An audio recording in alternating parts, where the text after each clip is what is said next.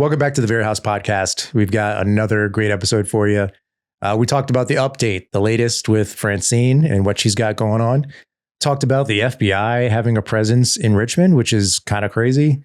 Talked about bike lanes, new bike lanes being put into the city, and maybe that's a good thing. Maybe that's a bad thing. Guess we'll find out. What else we talk about? It was a fun episode. As you know, I'm a big fan of the FBI. Love the FBI. We talked about some hazing going on at VCU. I didn't even know what that was, but talked about that and a bunch of the local music festivals going on here in Richmond, including the Folk Festival. And you may notice that we have a brand new sponsor of the Vera House podcast. So stay tuned and have fun. Dive into this episode.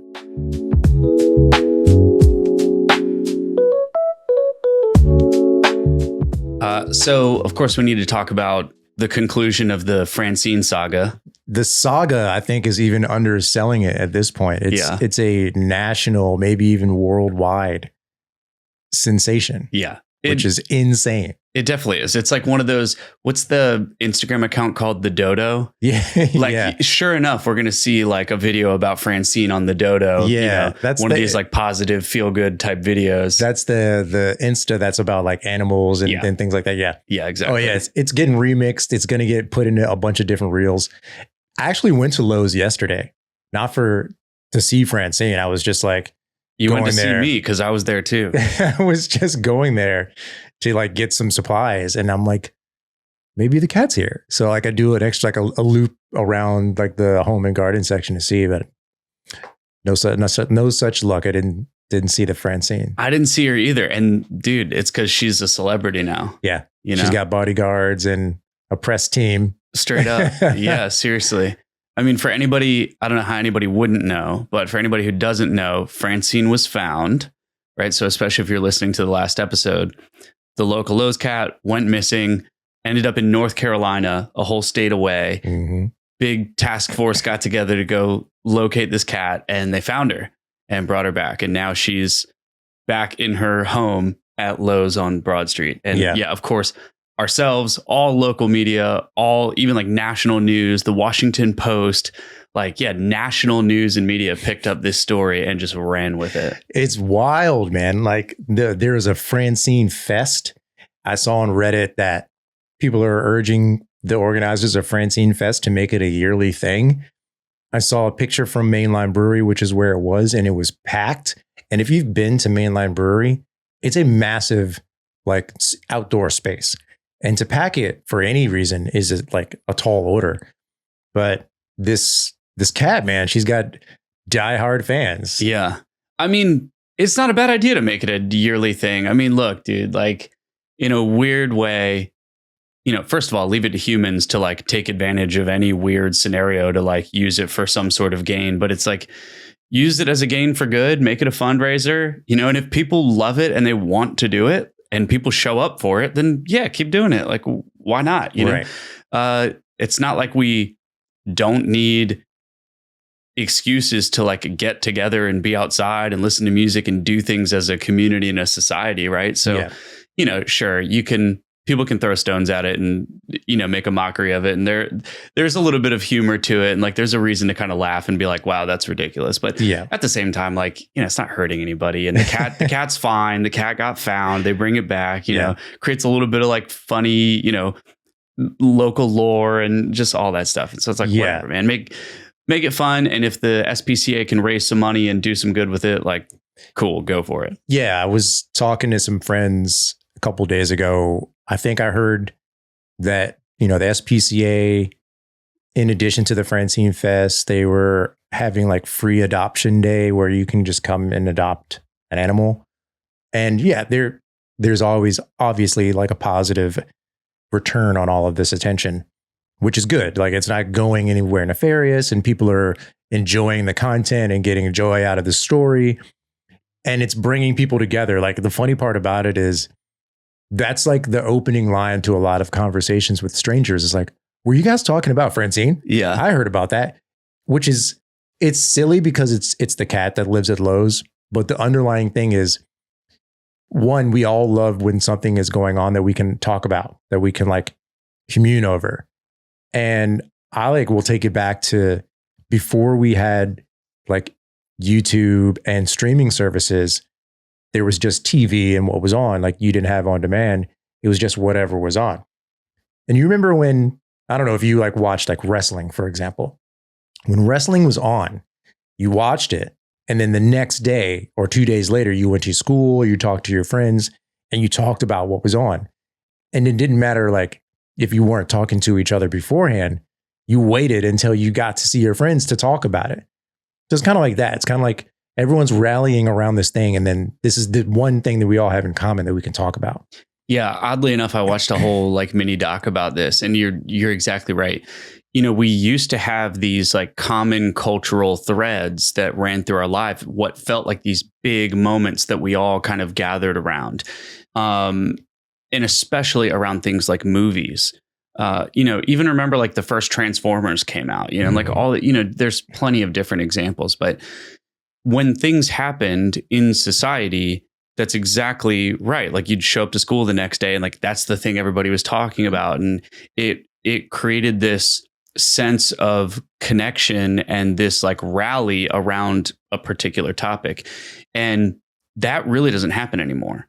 You know, probably one of the only examples recently that I could think of would probably be like the, what did people call it? Like the Barbenheimer thing, like when the Barbie movie and that that's one of the only like recent examples that I can think about where, you know, particularly like Western culture in the United States, like gathered around this interesting like cultural entertainment moment and everybody kind of participated and talked about it and picked a side and, you know, all that. Yeah. And it just doesn't happen anymore. So for it to happen on like a local level and everybody's talking about it, you know, yesterday we were here and I was outside on the phone and someone walking by was talking about Francine. Yeah. And it's funny. It's funny, man. And like I poked fun at it initially because it is inherently just really silly that there's all this attention around a cat. But like, I think that's the point. People wanted something to rally around, and like everyone loves cats. Yeah. And everyone loves a rescue story, and everyone loves like the ability to like tell each other about what their opinion is or what part that they had in it, where they found it, you know, who's saying what about what, gossiping about it. But there's no inherent like nefarious intent. It's just like, oh, this is like a wholesome story. Yeah, we can all talk about this. Yeah, no, definitely. I mean, any good event, right? Whether it's like a current event, as in something that happened, or like an actual event, such as, you know, the Francine Fest thing, or, you know, whatever, or, you know, there's this thing on October 10th. It's the RVA Music Fest. It's like in my neighborhood. The Dogwood Dell is doing like a festival, and bunch of different local acts and stuff come in. And the Dogwood Dell has been around, I might get this wrong, but I mean, coming up close on 100 years. I mean, it's been around a long time. For real? Yeah. Yeah. It's been around a long time. And maybe we'll spot check that, but it's, I mean, Dogwood Dell's been around forever. Yeah. And the festival itself looks pretty cool. It's a bunch of different. Yeah. I'm looking at the lineup here. I recognize a couple of names like Noah O is on here. Okay, 70 years old. That's my bad. 70. Okay. But hey, I mean, it's getting up there. 2,000 hand-laid cobblestones salvaged from Richmond streets. I didn't know that. Very cool. Wow. Yeah, but the lineup looked cool. Yeah, and this is at Dogwood Dell. And like I don't live near Dogwood Dell, but I don't live far. You know, I drive through the bird park area every now and then. And I would always see it just kind of in passing and like, this is a really cool amphitheater. And then you get a little closer to it and you're like, all right, it's obviously been here for a long time. I think maybe I've seen 2 shows there since I've been, you know, in Richmond for like the last 20 something years. And for one, it always seemed like it was in desperate need of a facelift, and there needed to be more events. So I'm stoked to see that there are events that are happening. And I think for a while, maybe that there were some events that I just didn't know of, that didn't come across like my radar. And then I hear about them afterwards. But this is cool that it's like being promoted and it's like a fest and it's all day. It's 12 to 8 p.m.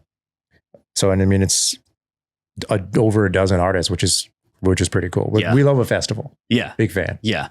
And I'm biased, of course, but I just love that whole area over there. And they do have an entire summer lineup of events and festivals and plays and shows and all kinds of different stuff over there, which is super cool. Yeah. And a lot of times when they have something, and it's all free, by the way, like, you know, like anything that they do at the Dogwood Dell is pretty much always free. Mm-hmm. And especially when they have something cool going on, I'll just bring my hammock over there and like tie it up in between a couple trees, hang out, like ride my bike up there, bring my iPad, just hang out, listen to whatever's going on, maybe do a little work, eat an apple under a tree, you know.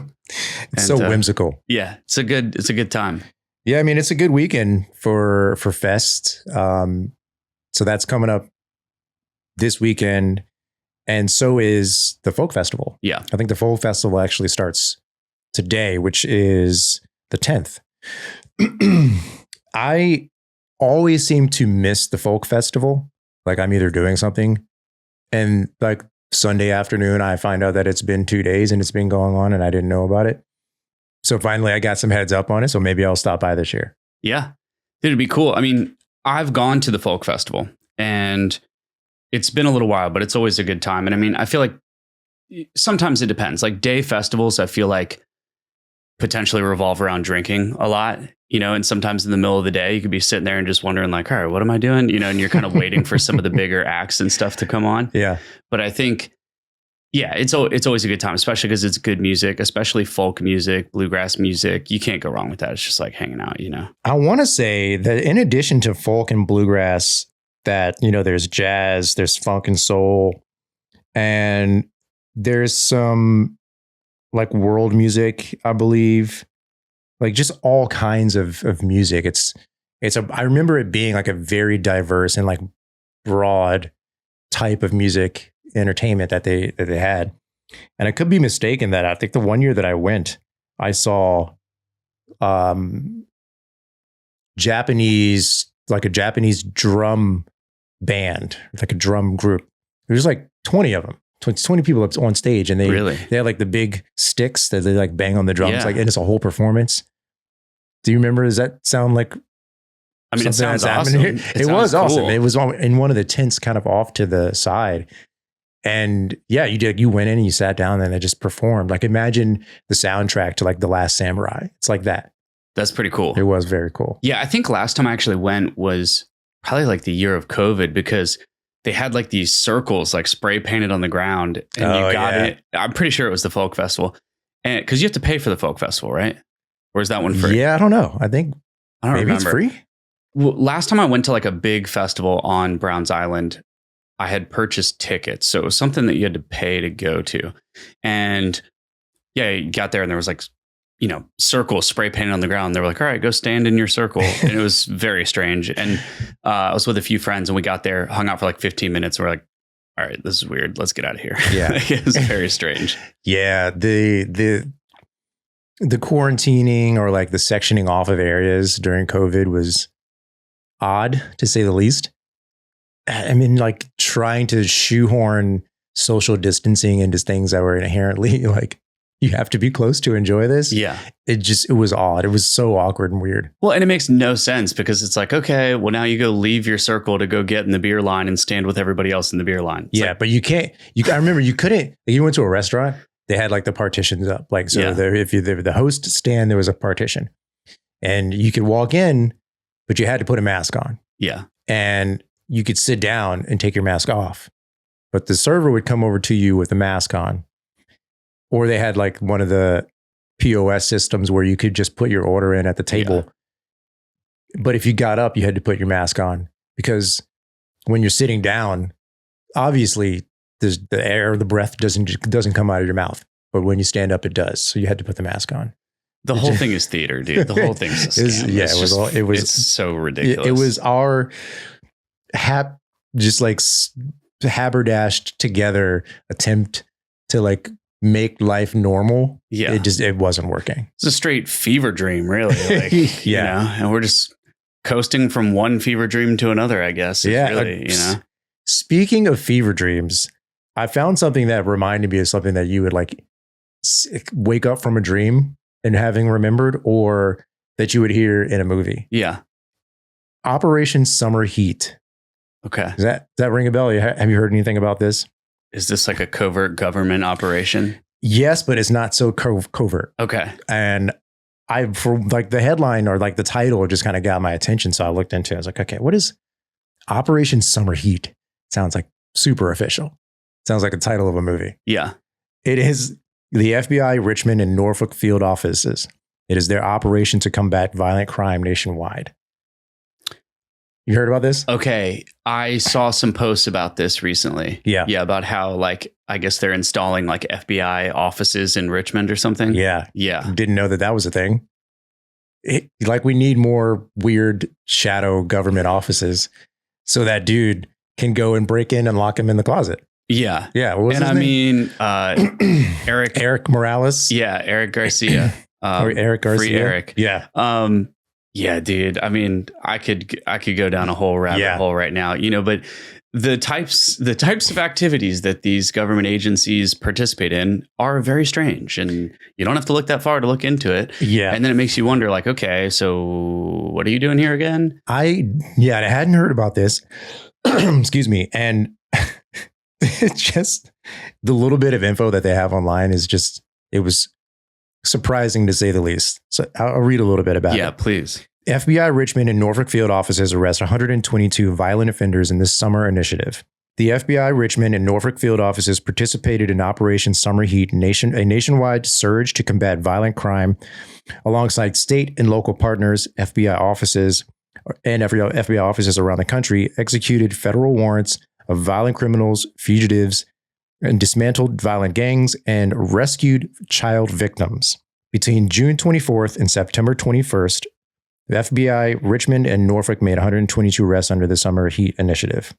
And there's a quote here. Throughout Operation Summer Heat, FBI Richmond and our law enforcement partners took coordinated action to hold violent offenders accountable and keep Virginians safe, said Ian Kaufman, special agent in charge of the FBI Richmond field office. Combating violent crime is a shared responsibility, and FBI Richmond remains committed to protecting our communities. Nationally, Summer Heat led to 8,629 arrests, with more than 6,500 falling under FBI violent crime and gang program. In addition, agents and intelligence professionals investigating violent crimes against children identified or located 1,053 victim children.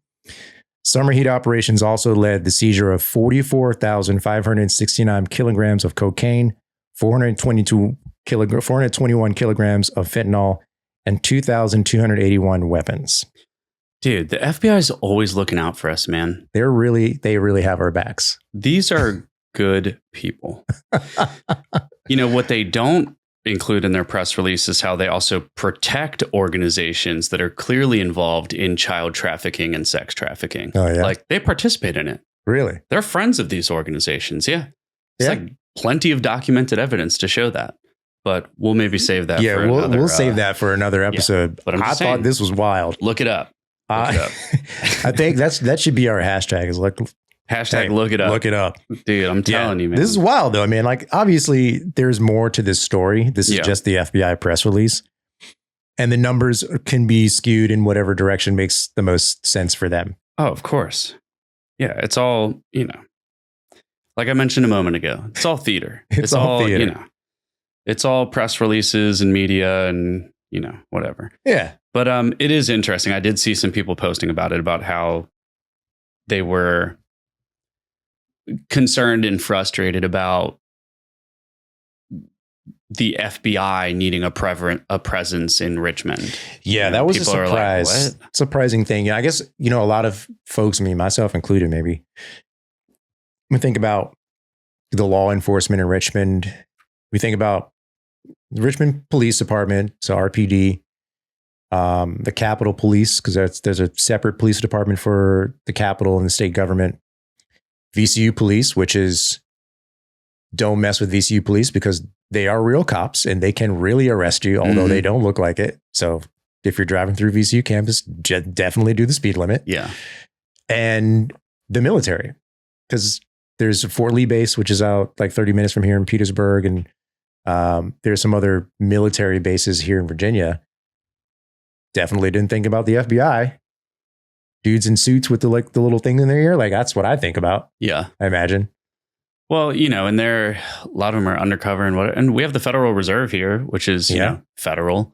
I don't know, I guess we'll see what happens. And if I don't show up for one of our episodes one day, you'll know. Yeah. That they were just listening to my phone the whole time. I'll keep our listeners abreast of, the covert action that may have resulted in Myke being taken. Yeah. Hashtag look it up. Hashtag look it up. Oh, but, in other news related to Richmond things going on, I saw a comment on one of our videos and I saw something that maybe appease the person that commented. So somebody commented on the video of you talking about the transportation to and from, or maybe just to the airport that's provided by Uber if you wanted to get the early flight. Their comment was more podcasts talking about public transportation. And I think we can appease them. I think we can oblige our listeners talking about more public transportation. So the bike lanes in Richmond are being expanded because we need more bike lanes. Yeah, I did see that. And, a lot of people hate the chaos of some of the bike lane stuff, especially if you cruise down Boulevard and you keep going towards like Laburnum and Brooklyn Park Boulevard and stuff like that. There's kind of some janky, chaotic stuff going on over there with the bike lanes. Yeah. I'm a cyclist, so I'm most of the time in favor of cyclists and cycling and commuting on bikes and stuff. It doesn't mean I'm totally oblivious of the fact that like a lot of people on bikes are very annoying. You being one of them. So totally. You get it. I can be, but I also I don't go ride in the middle of the city. I've got my places that I go ride. I go ride on Riverside Drive and stuff where there are no bike lanes. And there's a reason there's no bike lanes. Right. But bike lanes are for commuting. When I think of, I'm going to go out on a ride, I'm not planning my ride based on bike lanes. I think there's a difference between like commuters and somebody riding a bike versus someone who would call themselves like a cyclist. 100%. Yeah. So it's definitely two like different groups, but I'm a fan of the bike lanes, and even in my neighborhood, they've definitely caused more traffic congestion by adding bike lanes and stop signs. Yeah. And I'm not sure how I feel about it. I don't really know. My neighborhood in particular, in that side of town, like the Carillon neighborhood and even leading into like Westover Hills and stuff, there's a lot of cyclists because there's tons of trails and there's plenty, the beginning of a lot of routes are in this area. So there's cyclists and runners and hikers and just all the time, all day long, coming by my house is people on bikes and people running and working out and stuff. So I'm a fan of the bike lanes. I think that a lot of what they're doing is, I think, good, but we're yet to see, I just got back from Brooklyn, and when you're in Brooklyn and you're crossing the street, you don't even know where to look because of the traffic is crazy, but they have a lot of bike lanes in Brooklyn and they're two-way bike lanes. So if you're a person, and I guess, this speaks to my habit of just insistently jaywalking, I guess, because I just don't have the patience to sit there and wait for a hand to say, okay, it's time to go. You're the person that I would speed up as they're crossing the street to make them feel the sense of urgency that I want to see them trying to get out of my way. And I'm a fast mover. I'm the person in the grocery store and at the theme park who I'm always spatially aware of okay, this person's in my way or I'm in someone else's way. Yeah. And some people don't have that part of their brain. It's so frustrating. Dude, it definitely is, man. My least favorite, getting off the bike lane thing for just a second, you're walking through, anywhere, but, Carytown or the mall or something, and you've got just a big group and they just block the entire walkway and they're just walking at 2 miles an hour. Yep. And it's hello? Pick a side. Yeah. What? It doesn't matter which side. Yeah. It's what's happening? How do you explain this? What are you doing? It's move. They just live in their own bubble. I think, we can be guilty of that on occasion, sure, but those occasions, maybe few and far between. If you're with a group, for instance, which I don't know, I'm not really with groups of people walking down the street very often. But when I have been, I think we usually choose a side or get out of the way of people coming towards us. Or if somebody is like trying to pass, like, excuse me, I was in your way. Yeah. My bad. Yeah. Not like try to obliviously create a blockade for the entire sidewalk. Yeah. Yeah. Just a little consideration goes a long way. 100%. But no, I think the bike lanes are good. You know, they're building, because we have the Capitol Trail that goes all the way to Williamsburg and back. Yeah. They're building one that goes perpendicular to that goes from Petersburg to DC. Nice. Which is really cool. Yeah, that's very cool. I think it will be ready summer of 26, I think, or like spring of 26. So that'd be really cool. Yeah. Yeah. Think about it. Like Williamsburg is cool. Like Williamsburg and Jamestown, like that's sort of cool. But imagine you have an unimpeded bike lane all the way to DC. That's it might take you less time to get there than if you sat in traffic. It might, it really might. Yeah. In reality, it's a long bike ride because I did, what is it called? I think it's called Cap to Cap. And yeah, it's 110 miles or 100 miles or something. I think in total, if you're not rushing and you just have a handful of people and you're maybe just riding as a group and stopping as you go, it's probably between 7 to 9 hours. So, it's an all day thing. Yeah. And that's also coming back. So I don't know how many miles DC is, but yeah, it would definitely be a half day adventure to get up there. But then the point would be, bring a bag and bike camp or go stay somewhere and then do the ride back on a different day or the following day. Yeah. Yeah. But I'm excited for that. I think it'd be cool. Yeah. I'm not a cyclist and I'm not a casual bicycle rider at the moment. I intend on getting a bike and having a bike again because I've had my time as a cyclist, as a bike rider or bike commuter over the years. And this is before the bike lanes is when the last time I had a bike. And I see the benefit, or I see the intentional benefit. Like the thought behind it makes sense. The trouble is, and this is the issue that I had with the signs about the crosswalks. You implement a new system, but you don't tell anybody how to use it, and you expect that it makes sense. Yeah, it made sense to you and the handful of people that designed it, but you didn't tell anybody why it makes sense. And to lots of people, it's just an added thing that they have to navigate around and not try to use the way that it's supposed to be used. Like, oh, there's a cyclist in the cycling lane. You can pass them. That's fine, because if they stay in the lane that they're in, you stay in the lane that you're in, no one has an accident. But instead, you have people that are in the cycling lane and you have drivers who instinctively don't pass cyclists because they're afraid they're going to run them over. Yeah. And then you have me behind them trying really hard not to honk the horn. Yeah. Yeah. No, it's, I think it's going to take some time for all of it to kind of acclimate. Yeah. So we'll see what happens in the next couple of years. But overall, I'm a fan. Yeah. So we're getting some new bike lanes, just a little location specifics between October 9th, or according to an October 9th release from the Department of Public Works. The project will be implemented on Belt Boulevard between Broad Rock Road and Warwick Road, supporting a Richmond 300 Master Plan, Richmond Connex Transportation Plan, and City Vision Zero Action Plan. Yeah. All words I don't really understand. More government jumbo, jargon, whatever. Yeah. I will say, man, if you want to get run over on a bike, you might be in that area.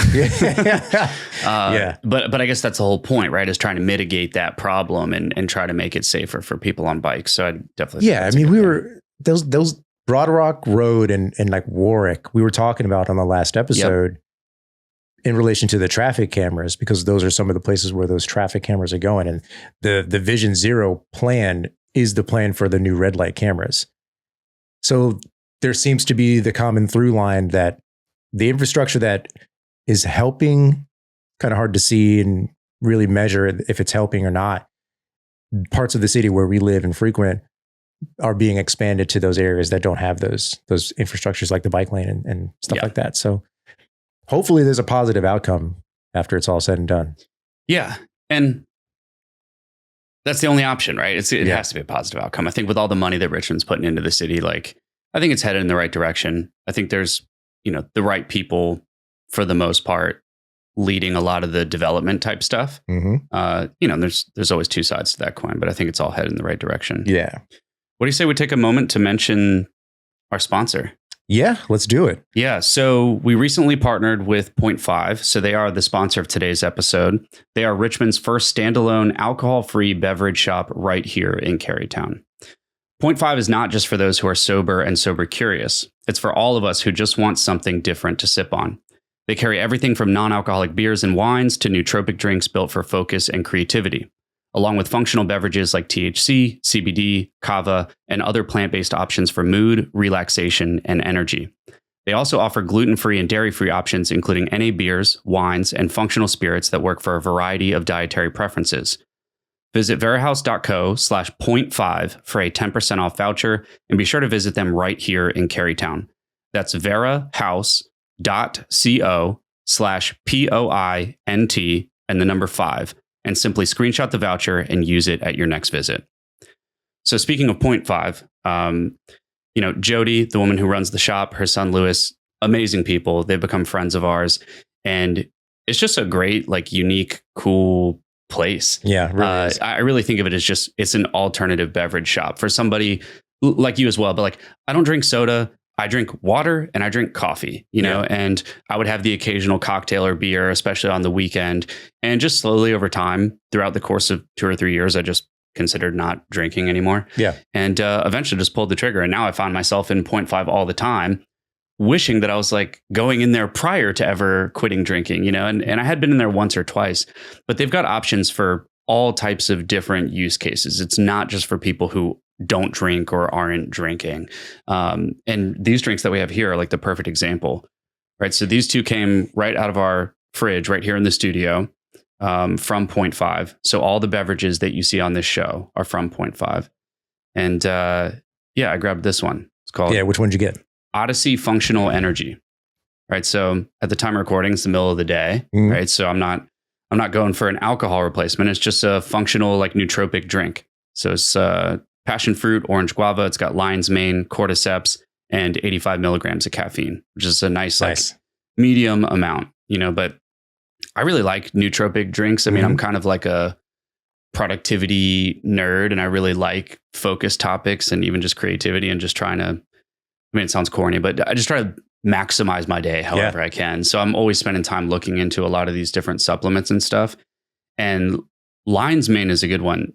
Have you ever eaten a lion's mane mushroom, like, by itself? No, I can say that I haven't. It's an interesting taste, right? It's not the same as like a masala or something that you would normally eat. Like, lion's mane has a unique taste to it. It can be kind of hard to put down, but in a powder form, or especially like in a drink, it's way better, and it's actually quite good. Yeah. And so this one's got some good stuff in it. It's got L-theanine as well, which is good for just like calming and like relaxation, just kind of like a mood stabilizer. And then lion's mane is great for the brain. It's brain food. Right. That's why I like it. So you've got some brain food, you've got some caffeine. Yep. And you've got the L-theanine to kind of just level things out. So it sounds like a nice balance. And like, it's instead of, the giant kick or boost you get from like an energy drink. Exactly, dude. Yeah. Yeah, it's good. And it doesn't have like that, like, energy, like, it doesn't have like a Red Bull taste or like a Monster taste. Which one did you get? I got Lift by G-Spot. Oh, and G-Spot. Yeah, that is, you heard correct. Yeah. By G-Spot. This is also a nootropic alternative energy drink with some adaptogens, and it's like fruit flavored, red berry, and Sarawak. I don't think I know what Sarawak is, but G-Spot is actually a UK based brand that was started by Gillian Anderson. I don't know if you know who Gillian Anderson is, but she played Dana Scully on the X-Files. So she's already had been in the world of conspiracies and left kind of outside of the sphere thinking. And this seems to be right up her alley. I love the name though, G-Spot. And it's just a lowercase g with a period underneath. Yeah. And I think when I first saw this, I had to ask Jody, like, so what is this? How do I say this? But yeah, this also has, the adaptogens and the nootropics, cordyceps, masa, ribose, and bacopa. And it's like, say just the morning or afternoon or whenever your energy hits the low point, power up. Red berries and Sarowick are on hand to uplift your spirit, sip by sip, making sure you feel unapologetically you. Nice. And I like these types of drinks because I don't drink coffee at all. I drink usually just green tea and water, and I don't drink a lot of soda. But middle of the day, late afternoon, I'm occasionally looking for a boost. But there's nowhere to go to get, besides a coffee shop, to get a good green tea. And I don't always want to go to a coffee shop and pay, $6, $7 to get a nice boost in the middle of the afternoon. So this is a great alternative. I can take it on the run and just kind of have it with me. Yeah. Crack it open, dude. Yeah. So for listeners, go check out Point 5. They're great people, really great options as far as beverages. We mean that genuinely. And this is delicious, by the way. Nice. Do you want to try this? Yeah. Here. Yeah, do a little swapsies. Damn, that is really good. Okay. I definitely like mine better. Yeah. But it's good though. That's good. Yeah, it's good. It's got it has like a nice herbal flavor to it for sure. This is killer. Nice. Big fan of the G-Spot. Yeah, that's great. Well, again, check out Point 5. Go to verahouse.co/point5, and there's a 10% off voucher there that you can screenshot and get 10% off your next purchase. So you mentioned earlier, you briefly mentioned VCU, and I came across this story. I feel bad, but I just can't help but laugh. I understand that many people will not laugh at it, but it was about how, I guess last year, towards the end of the year, VCU had suspended this fraternity for what's called hazing. Mm. And, forgive me, I didn't go to college. Honestly, probably couldn't have gotten into college if I tried, and thankfully I discovered entrepreneurship and made a life for myself that way. But college was not for me. Therefore, I don't really know what hazing is or means. And it sounds silly saying that out loud, but I don't know, never was something that crossed my plate. Yeah. And so I kind of was looking into this, and the fraternity that got suspended for hazing, I guess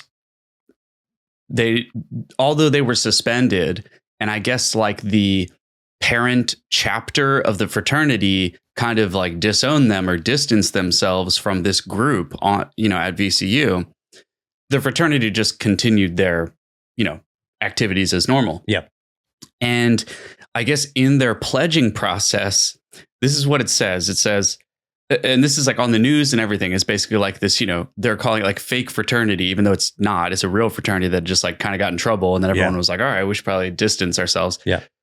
And this is totally normal stuff that goes on in a fraternity. But I guess now we're in, call it woke culture or whatever. Now it's oh no, don't hurt him. It's whatever. But it says the pledging process was including forced alcohol consumption, extreme physical exercises, physical battery, and mental degradation. Jesus. Yeah, it sounds extreme, but I'm I don't know, dude. I was doing that every other day for several years just by myself. Yeah. But I guess it is kind of ridiculous and silly when you think about it, because that's the initiation ritual into the thing is get drunk and we're going to make fun of you and hit you with a stick. It's I mean, that is, I know you don't watch a lot of movies or you kind of, television and everything. I did see Revenge of the Nerds. Okay. That has nothing to do with what I'm going to say, but Thank you for sharing. I think, movies and TV have done a really good job of Hollywoodizing the hazing ritual in fraternities and sororities, but specifically in fraternities, whether it's, forceful drinking, forceful over drinking, drug use, fighting, the physical stuff. You Google college hazing and you'll find a bunch of movies and TV shows that have that stuff in it. So it's not unfamiliar to a lot of people, but no one who's not in a fraternity they don't really understand how far it can go. Yeah. I've never been in a frat. I didn't go to college either. So I don't know what it's like. I just have heard and seen, the TV shows and whatnot. Yeah. So, but it sounds like it went a little too sideways. I guess it went too far and something must have happened. And, on a non-joking point, I think there was somebody at one of the local universities in Virginia that lost his life from something like overconsumption of alcohol or something. And I don't know a lot about that particular story, but that did happen. And somebody, I think his name was Adam, and he died from something very similar. So I would imagine, maybe it hits a little bit too close to home.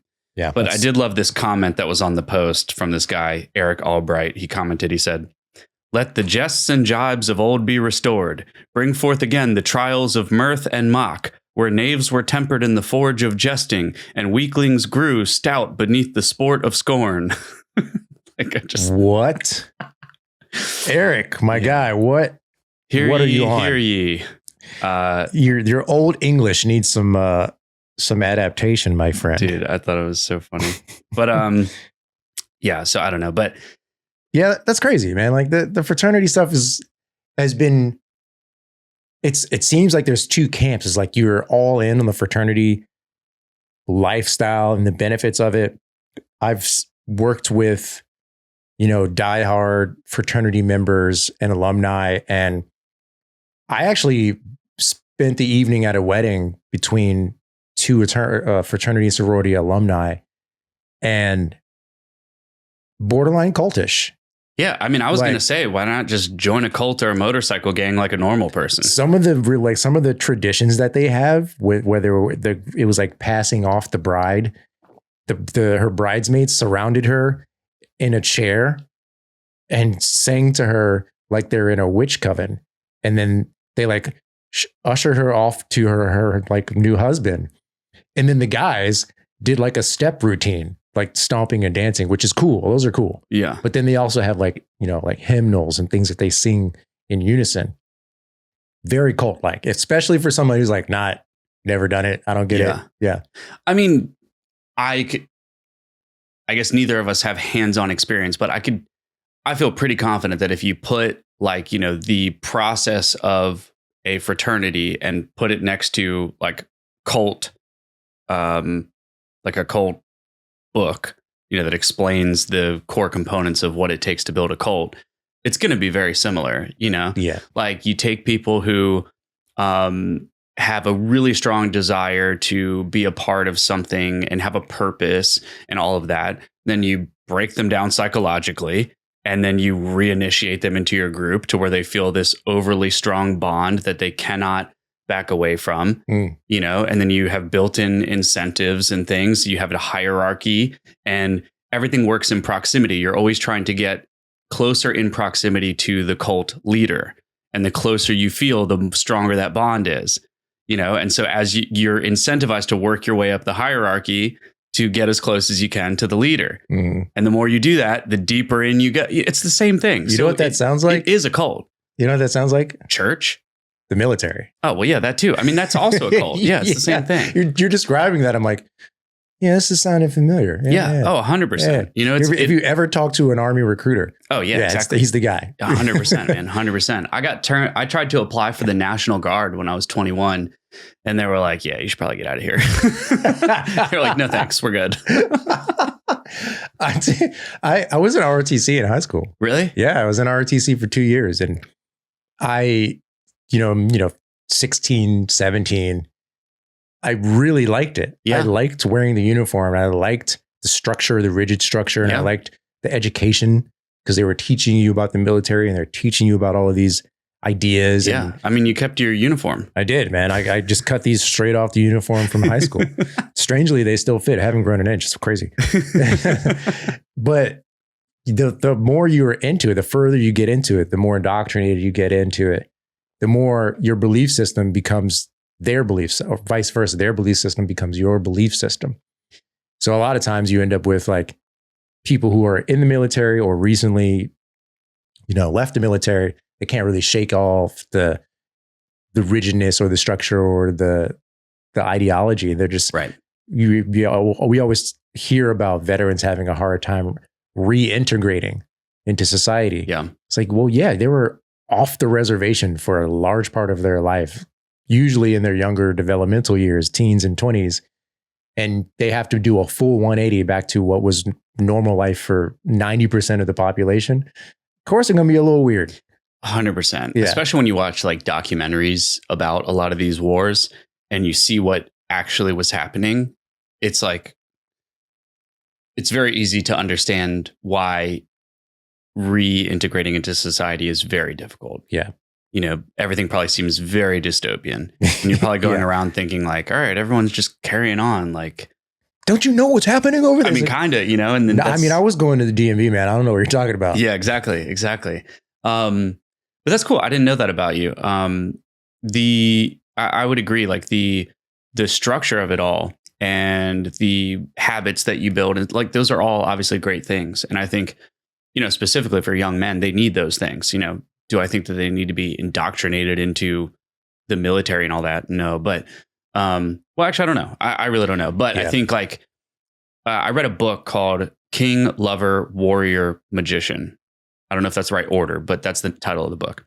And one of the very first chapters talks a lot about how society is missing ritual initiation. And like at first you might think like, what does that mean? But even if you just think back to, you know, the tribes that were here in North America prior to us getting here. That's what it makes me think of. Yes. Like that whole tribal culture, even something as simple as the tribe leader recognizing the young boy reaching maturity and starting to show interest in women. Well, like when that happened, the tribe leader would say, okay, it's time. And then there would always be some sort of like tribal ritual around the young boy to then tell him you are now a man. And now along with that, you have these responsibilities and these things are now part of life where they weren't part of your life before, and all these other things, whether it's hunting or relationships or sex or protection or family or any of those things. Right. And yeah, we just don't have that today. Yeah. We just send our kids off to like public school and say like, good luck. Yeah. Deal with this. Yeah. Go learn trigonometry while you're trying to figure out how to not get a boner in class. Yeah. Like, it's just, no one tells you what to do. And there's no initiation. There's no rule. There's no guide. There usually is a gym teacher who gets suckered into having to teach health class. Yeah. And that's the only education you get if your parents don't tell you what's going on. Yeah. Or you got Sam at your fraternity beating the shit out of you and shoving Tito's vodka down your throat. Right. And then it's like, congrats, you're a man. Cool. I made it. Yeah. What do I do now? Yeah. So I guess that's what's going on. And yeah, that's wild. If you were thinking about pledging a fraternity, do your research. You know, I'm not going to tell you not to do it, but definitely look into it. Yeah. Or start your own and be the leader. So that way you're the one in charge. There you go. That's the conspiracy theorist coming out. Exactly. Yeah. It's like, why be in a cult when you could start the cult? It's even better. Exactly. Yeah. All right. Young Charles over here. Sorry in advance. Anyways, speaking of cult leadership, the mayor got money to fix our water problem. Nice, dude. Yeah. That's a cult I can get behind. Sign me up. Yeah. Looks like the mayor asked the governor for $80 million to help prevent another water crisis. I did see that. Yeah, I did see that. So finally, some newsworthy headlines about the water situation. The water situation and at least the steps that they're taking to prevent it. Now, $80 million is a lot of money, but it doesn't outline what they're actually going to do with it. We both know that government funds don't always go exactly where they're supposed to. So fingers crossed that we don't see duct tape on the pipeline anymore. Yeah. Yeah. Like the ratchet straps and all that. Straps. Yeah. It's crazy. Yeah. It's ridiculous. But yeah, you know, I mean, most of that $80 million will probably go to like donuts and stuff at City Hall and, you know, Starbucks every morning at, the GRTC transport center. You know, I think where it's really going to go. Where's that?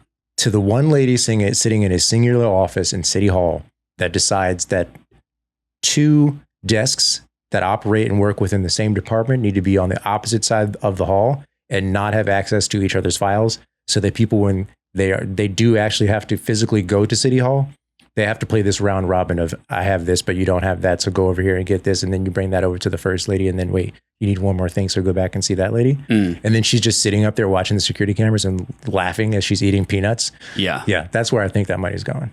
Yeah. Government funded peanuts. Yeah. Or tax funded peanuts. Tax funded. I'm paying for those peanuts. Yeah. Where was my cut? Yeah. We're getting off topic here, but like, This is how we really feel about it sometimes. Oh, dude, this is how I feel about it all the time. It's all I think about. I spend 90% of my day thinking about this stuff. And then the other 10%, I show up here. Yeah.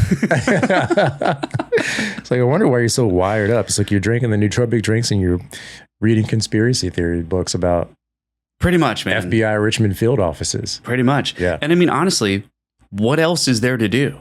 Like, this is why everyone was so excited about Francine, because there's nothing else to do. That's a good point. We're out of stuff to do. That's a good point. Like, and we've done it all. We have a lot of stuff happening, but yeah, it's interesting, but it all feels a little like, it's fine. Yeah. The Folk Fest, it's fine. That's why these people are shooting up into space, man. Like, they're bored. Yeah. They got nothing going on. They did all the stuff here. You know what I mean? Yeah. Like, have you ever seen, like, have you ever been to like a concert venue and they have like that huge organ and like somebody's like playing music with their feet and their hands and all the tubes and the pipes and all that stuff? It's like, yeah, we did that. Yeah. So it's like, what else is there? What else is there to do? We got telescopes and we did it all here. So we need to like find somewhere else to do stuff. Yeah. Or travel. Yeah. Or that. Travel would definitely take your mind off needing to do weird stuff at home. Yeah. Because you can just do weird stuff in someone else's city. True. And yeah, there's no organs and telescopes and Teslas in Zanzibar. Exactly. You know, I went there 2 years ago and spent a week and a half there. And not even joking, they're probably 100 years like earlier in time than us. Like, you get there, there's no car, there's a handful of cars. But everybody is still traveling by horse and buggy. They're pulling cargo with oxen. There are children that are working like labor. They wake up 3 a.m. to go fishing. They go fishing all day long. They come back when the sun sets, and the amount of fish that they've caught is equivalent to like $1 or $2. Yeah. It's pretty insane. So yeah, I guess when you get bored, go to places like that because it keeps you busy and it's a great perspective to have. I couldn't agree more. Perspective is key. Or go to the moon. Or you'll be the first person there. So tell me how it goes. Or if you don't want to go to the moon and you don't want to go to Zanzibar, there is always a new restaurant or venue or what have you popping up in Richmond. True. Which I think is great because for a time that there wasn't, and now that it's almost like there's too many. Every time I turn around, there's a new something. Yeah. And I think maybe I definitely used to complain that there's nothing to do and that there was no like cool places. And now that there's a bunch of them, I'm just complaining that the places that are here aren't cool. So it's like, you're going to find something to complain about regardless. The never ending loop. But a couple of cool spots that I saw that are opening up. One is, I don't know if you've ever been to or heard of Dogtown Brewery. I have. Did you ever go there? No, I haven't been. I don't think. I never went. It was open for a while. I think. I don't know exactly how long. But the building, the brewery itself closed a while ago. And it's on Hull Street Avenue in Southside. So just past Commerce. It's like right in the main part of downtown Hull Street.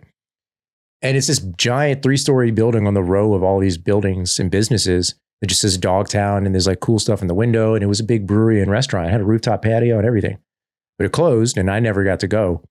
But it looks like somebody took it over and they are going to reopen it. And it is the Lindsay Food Group, which is the restaurant group that owns Lily Pearl, ML Steak, Buttermilk and Honey, and like 6 other restaurants. Is it BOLO's? Yeah, they're going to call this spot BOLO's This Eatery. looks great. Yeah. So the Lindsay Food Group and Brainstorm Brewhouse have signed a lease to take over the former Dogtown Brewery Company space on 1209 Hull Street and bring in a new concept, which is great. I think that's awesome. I think I read that it's also so it's in addition to the Lindsay Food Group, it's also Chris Farage, which is part owner of Southern Railway Tap House. So 2 very well-to-do and successful restaurateurs are opening or are collaborating to open this new space on Hull Street, which Hull Street desperately needs attention and businesses and revitalization. So all good things. I think this is great. Yeah, it's super cool. I mean, especially, it connects to the bike lane thing. So it's like, all right, they're making sure that people can make their way out there and then you've got good options out that way as well. Very cool. Yeah, I'm just looking at these pictures, and I think that's great. You know, there was something, what was it that was down that way that I thought was really cool, but it didn't do too well? Was Hatch local, like the food hall? Yeah, the food hall. I drove by there the other day. It looks like they're folded up. They're closing up shop. And I think they closed like a while ago, but I had gone there a couple times when it was open, and it was like packed, and it was like a pretty cool, you know, it has like that mall cafeteria vibe. And like, it was pretty cool actually. And they were doing like trivia and some stuff like that.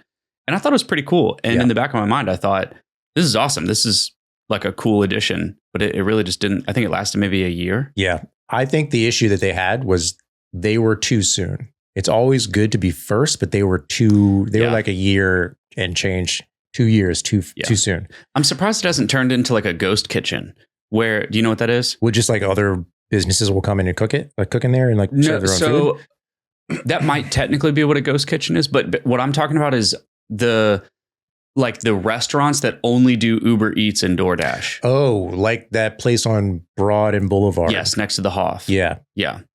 I mean, I guess it could be that, you know, because in that area now, but when the Hatch opened, there was only the one new apartment complex behind the Hatch that was, you know, like the new tenants. There was nothing else on the block. But now there's an ABC store. There are 3 other apartment complexes. There's the Continental, there's a Stella's Grocery, and it's its own little neighborhood. Yeah. But they're already closed. Yeah. They're 2 years too soon. Yeah, that is a good point. Yeah, what a bummer, especially if you live there. Yeah. Because you'd be like, oh, just I wish right this downstairs. was open. Yeah. And then you have a bunch of different options to eat every day. Yeah. But, you know, just like, you know, any other kind of retail or restaurant space, someone will come along and, you know, open up something else and maybe it'll be cool. Yeah, very true. What's up with this shipping container? Yeah, that's the next new thing that I came across. So it looks like in Carver, someone is opening a restaurant and a venue space that is made out of shipping containers. And actually, I think I was wrong about the Dogtown location, the BOLO's location, BOLO's. Chris Farage isn't involved in that. He's involved in this. So that's my confusion. My bad. Gotcha. Yeah, it looks like it says Richmond's Carver neighborhood is set to welcome Connex, it's Connex RVA, an indoor event venue crafted out of old shipping containers. And there's no pictures of it yet because I think this is like very, very new. But it's the owners Brandon Garner of RVA Gym and Chris Farage of Southern Railway Tap House. Said they plan to open sometime in mid-October. Nice. I'm also looking at the bottom of this article. It says Outpost is opening up a second location. So that's awesome. Today we talked about cycling a lot. So Outpost is the bike shop that I always go to. Yeah. And it's right across Nickel Bridge, right past Westover Hills on the corner there. And that's really cool because Outpost is awesome. It's like one half is like a little market, almost sort of like a Stella's Market type deal. And then the other half is all bikes. And pretty unique, pretty cool. Yeah. And it's definitely like a fan favorite. I love it. I go on a group ride there every Tuesday called Bike Buds. And yeah, that's cool that they're opening up a second location. I didn't realize that. That's very cool. Yes. I mean, we have a lot of things going on. We have a lot of new businesses opening up. There are a ton of new apartment buildings, almost to the point where it's like concerning. Because where are all these people going to park? Side note on that, I think I sent you an Instagram of a parallel parking competition in Philly. We should 100% do that in Richmond. Yeah. I mean, as wholesome as we can make it, but obviously if you mess up, you're going to get ragged on a little bit. Yep. But there's a scoring system. They measure the length of your car and they have a space set up in between 2 cars already. And there are people spotters that watch you as you back in or pull in or however you choose to park, and they score you. And then there's people across the street that are cheering you on. We should 100% do that. Dude, I know a couple good places to do it too. Like down in Rockets Landing, there's the big, like almost like abandoned like warehouse. I think maybe for some time, like Stone Brewing was thinking about buying it, but it's still just sitting there. And you can pull into like that whole gravel lot there. Yeah. Like it'd be easy to just like pull in, do your thing, get your score, and then like exit out the other side. That's cool. Like a drive-through version of it. Yeah. Because, I drive a lot, and I've been driving since I was 18. Since I could drive, I've been driving, and I've had a car. And I've lived in the city for a large part of my life, and I've learned how to parallel park on both sides of the street. One way, two ways. Yep. Big car, small car, whatever. Can usually get it in one go. There are a lot of people in Carytown that we're in here that I think you and I both see that seem to still really struggle with this fundamental part of living in a city. Granted, a lot of folks that come to Carytown don't live downtown, so they're not used to parallel parking. Right. But still, you got to figure it out. Yeah, I mean, we've had cars for 100 years, and what's the excuse for like? And it's not about not being able to parallel park. It's one thing to know how to, but just not really be able to execute it. Mm-hmm. But to also not have any idea how to even do it is kind of crazy. Yeah.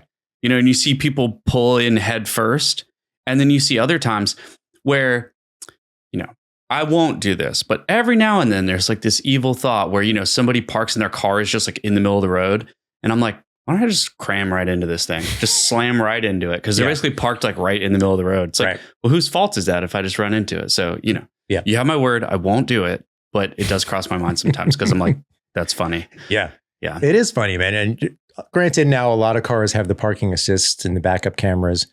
So manufacturers made an attempt to make this as easy as possible. Yeah. I have a car that has self-parking, which is fantastic. I rarely use it. But when I do, it's a nice feature, but it takes a little bit of time to get it set up and to make sure it's going to find the space right. And it doesn't always get it right on the first try. And if I'm in traffic, I don't want to hold anybody up. So I'm, 80% of the time just whipping it in there myself. Yeah. I've even seen like YouTube videos of people breaking down like the mathematics of parking. It's very, very simple. Yeah. But I think it's intimidating because it's the one thing you do in a car that you don't do anywhere else. Mm-hmm. You drive the car in front and like on the road and you turn left and you turn right, you stop, you go, you back up, you go straight, you turn, you do a little roundabout. Parking your car in a parking space is like a very weirdly specific thing. You don't get a lot of practice doing it. Yeah. And if the practice you do get, you either are too far, you miss the spot entirely, you're embarrassed because there's people watching you, so you pull away and you don't take the spot, even though it's twice the size of your car, or you curb your wheels and you never want to do it again. Yeah. Well, we'll have to close off Shepherd Street and host the Vera House Parking Olympics. Yes. So down for that. Awesome. Parking Olympics coming 2026. Stay tuned. This podcast was recorded at Vera House Studios in Richmond, Virginia, and produced by Perri Young and Myke Metzger.